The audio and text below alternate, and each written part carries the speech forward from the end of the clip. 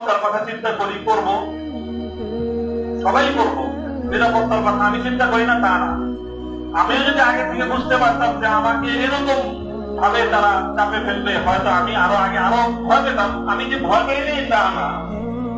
আমি যে 3 বছরের এই কষ্টের যে আমি একদম খুব সাহসের সাথে মোকাবেলা করেছি সেই কথা আমি বলবো না, সে কথা বলার অবকাশ নেই। তবে একটা কথা এটা মনে রাখবেন যে এই বাড়তি প্রেশারের কারণ হলো আমাদের মধ্যকার ওই যে 3 জন বসে পড়ছে রাস্তায়, এই জন্য বাকি যে 3 জন দাঁড়ায় আছে ওই 3 জনের উপর তাদের 3 জনের খরচ পড়ছে। যে 3 জন বসে পড়ছে ওই 3 জনের খরচ পড়ছে, বাকি সবগুলোর খরচ পড়ছে।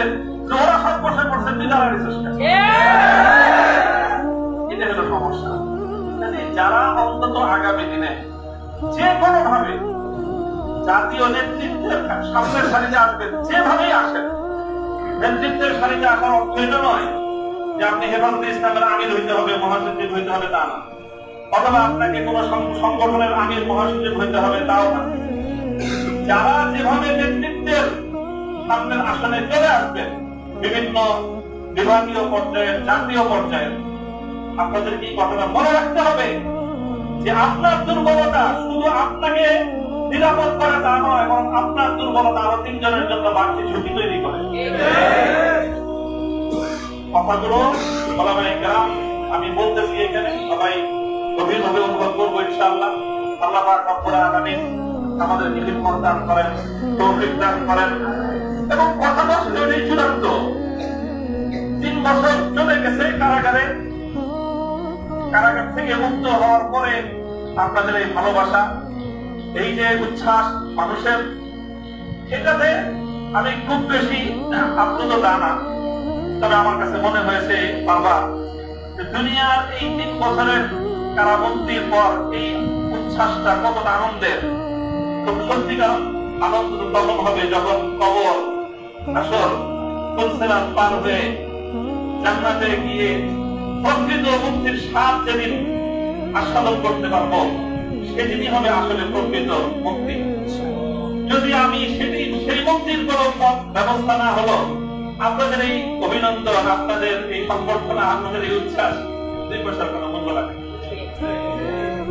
যদি সকলেই যেন আমরা সেই চূড়ান্ত মুক্তির পথে সামনের দিকে অগ্রসর হতে পারি, এবং যারা সত্যের পথে চলে তাদের হাতকে শক্তিশালী করার জন্য, তাদেরকে সাহস যোগানোর জন্য, তাদের উপর ঝুঁকি তৈরি হলে সেই সময় নিজে যেন বাড়তি ঝুঁকির কারণ না হয়, বরং সেই সময়ে তাদের সহযোগিতা করার জন্য পাশে দাঁড়ানো উচিত।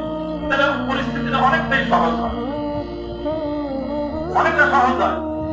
আপনি 10 জন দাঁড়ায় আছেন, লাঠি নিয়ে আসলে পিটানোর জন্য 6 জন দৌড়তেছে, এবার বাকি 4 জনের উপর যে কি অবস্থা যায় এটা বুঝতে পারেন? যে লোক লাঠি নিয়ে আসছে, যখন আপনি লাঠি থেকে 3 জন দৌড়তেছে, 6 জন দৌড়তেছে, তখন তার মধ্যে শক্তি সাহস অনেক বেড়ে যায়। তখন আর বাকি যে 4 জন দাঁড়ায় আছে, ওদের অবস্থা তো যায় কিয়ামত ওদের উপর দিয়ে। আপনারা যে বাকি 6 জন দৌড়তেছেন, আপনারা তো শুধু নিজের নিরাপত্তার কথা চিন্তা করলেন, যারে মাঠে একা ফেলে গেলেন তার পরিস্থিতিটা কি হবে সেটাকে একবার ভেবেছেন? যারা নেতৃত্বের আসনে আছেন, ধারে কাছে আছেন, সবাই আগে এই কথাটা চিন্তা করে যদি মনে করেন যে হ্যাঁ আপনার মধ্যে আপনি সেই দুর্বলতাই খুঁজে পান, 6 জন সাথীকে ময়দানে একা ফেলে বাকি 6 জন আমরা পালায়ে যাবেন, সেটা দোহাই লাগে, আগেই আপনি নেতৃত্বের আসন থেকে দূরে সরে যান।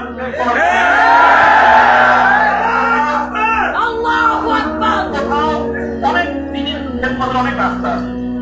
আপনি ইসলামের নফসের জন্য খানকা করেন, আমরা ইনশাআল্লাহ আপনাদেরকে বায়াত করে দেব। আপনি আরো অনেকগুলো খেদমতের ময়দান আছে। আপনি যখনই নেতৃত্বের কোন একটা জায়গায় থাকবেন, তখন আপনাকে মনে রাখতে হবে যে আপনি হয় বাতিলের মোকাবেলা করবেন, আর না হয় আপনি আপনার সাথীর জন্য আরো বড় কষ্টের কারণ হয়ে যাবেন।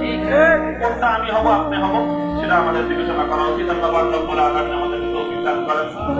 যারা সাথীরা আমরা ছিলাম একসাথে কারাগারে থাকার মধ্য দিয়েও আমাদের মধ্যে এক ধরনের আত্মার বন্ধন তৈরি হয়েছে। আমরা আশা করি, আমি ব্যক্তিগতভাবে বিশ্বাস করি, আমাদের এই বন্ধনটা আগামী দিনে ইনশাআল্লাহ ইসলামী নেতৃত্বের অঙ্গনে একটা সংহত মজবুত ইসলামী নেতৃত্ব উপহার দেবে। আমরা যাতে এই কাজগুলো করতে পারি, আমাদের সকলের জন্য দোয়া করবেন। আমাদের মধ্যে সেরকম একটা বোঝাপড়া, সেরকম বন্ধন, সেরকম আত্মত্যাগ, সেরকম অন্যকে, অন্যের নিরাপত্তাকে নিজের নিরাপত্তার উপর প্রাধান্য দিতে পারা। আবার বলছি, অন্যের নিরাপত্তাকে নিজের নিরাপত্তার উপর যতদিন পর্যন্ত আমি প্রাধান্য দিতে না পারবো, ইসলামী নেতৃত্বে ধারে কাছে থাকার কোন সুযোগ এবং কোন বৈধতা আমার নাই। আল্লাহ পাক রব্বুল আলামিন আমাদের সকলকে নেতৃত্বের সেই গুণ এবং সেই যোগ্যতা দান করুন, এবং সেভাবেই যেন আমরা আগামী দিনে ইসলামী অঙ্গনের জন্য একটা নেতৃত্ব তৈরি করে পরিস্থিতি, আমার আগে বলেছেন, বলেছেন যে আমাদের পূর্বসূরীরা যে পর্যায়ে ব্যক্তিত্ব ছিলেন, অথচ পরিস্থিতি বর্তমানের চেয়ে আরো সহজ ছিল। আর সেই তুলনায় এখন আমাদের যে রোহানিয়াদের যে অবস্থান, আধ্যাত্মিক যে অবস্থান, আর সেই তুলনায় পরিস্থিতির যে ভয়াবহতা আমাদের জন্য পরিস্থিতি অনেক জটিল করে দিয়েছে। এই সময়ে আমরা কেউ যদি একটু দুর্বলতা প্রদর্শন করি, বাকি অন্যদের জন্য সেটা অনেক বড় বেশি কঠিন পরিস্থিতি তৈরি করে দেয়।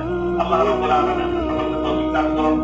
যারা এই প্রচন্ড গরমের মধ্যে আজকে সারাদিন, আজকে সারা রাত আমার মুক্তির জন্য এবং আমার মুক্তির পরবর্তী এই আনন্দের মধ্যে আপনারা যারা অংশগ্রহণ করেছেন, আমাকে উৎসাহিত করেছেন, আমার সহকর্মী এবং আমরা যারা কারারুদ্ধ ছিলেন একসঙ্গে আমাদের কারা সহযোগিতার আপনারা উদ্বুদ্ধ করেছেন, আগামী দিনের জন্য হক এবং হত্যার পথে থাকতে পারি, আল্লাহ সন্তুষ্টির পথে রিয়া এবং কিবির মুক্ত আমল যেন করতে পারি। আল্লাহ দান করুন।